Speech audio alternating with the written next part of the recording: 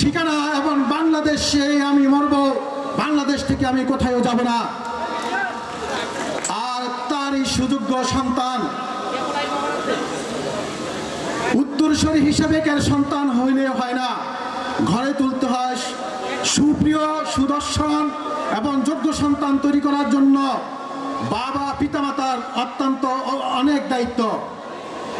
আমাদের নেতা শহীদ রাষ্ট্রপতি জিয়াউর রহমান কিভাবে দেশ গঠন করতে হবে, মানুষের কাছে যেতে হবে, তার ছেলেদেরকে শিক্ষা দিয়েছে। পাশাপাশি আমাদের নেত্রী বেগম খালেদা জিয়াও শিক্ষা দিয়েছে। সেই শিক্ষা থেকে আমাদের নেতা, জনগণের নেতা, আগামী দিনের গণতন্ত্রের জন্য যিনি সংগ্রাম করতেছেন, মানুষের ভোট অধিকার প্রয়োগের জন্য যিনি যুদ্ধ করতেছেন, সে আর কেউ নয়, এই বাংলাদেশের এই মুহূর্তে যিনি বাংলাদেশের অত্যন্ত জনপ্রিয় নেতা, জননেতা জনাব তারেক রহমান। তারেক রহমানের স্পষ্ট বার্তা একটাই, বাংলাদেশে জাতীয়তাবাদী দলের জাতীয়তাবাদী অঙ্গ সংগঠনে বাংলাদেশে জাতীয়তাবাদী যুব দলে সকল কর্মী সমর্থক কোন ধরনের অপকর্মের সাথে জড়িত হওয়া যাবে না, কোন ধরনের টেন্ডারবাজির সাথে জড়িত হওয়া যাবে না, কোন ধরনের চাঁদাবাজির সাথে জড়িত হওয়া যাবে না, সামাজিক কোনো অপকর্মের সাথে যাওয়া যাবে না। কি জন্য বলা হয়েছে? আমরা ভোটের জন্য যুদ্ধ করতেছি।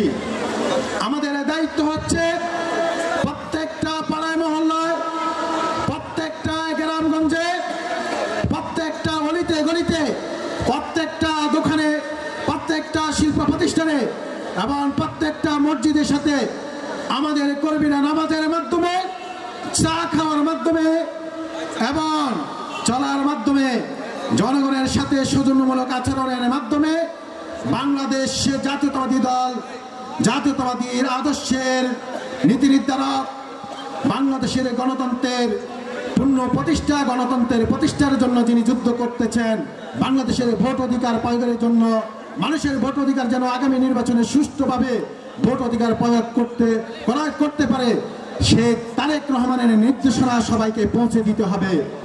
তারেক রহমানের বার্তা পৌঁছে দিয়ে আমরা সফল হব। তারেক রহমানের কথা জনগণের কাছে পৌঁছে দিলে বাংলাদেশে জাতীয়তাবাদী দল সফল হবে। তারেক রহমানের কথা জনগণের কাছে পৌঁছে দিলে আগামী দিনে সুষ্ঠু ভোটের মাধ্যমে বিএনপি ক্ষমতা আসবে।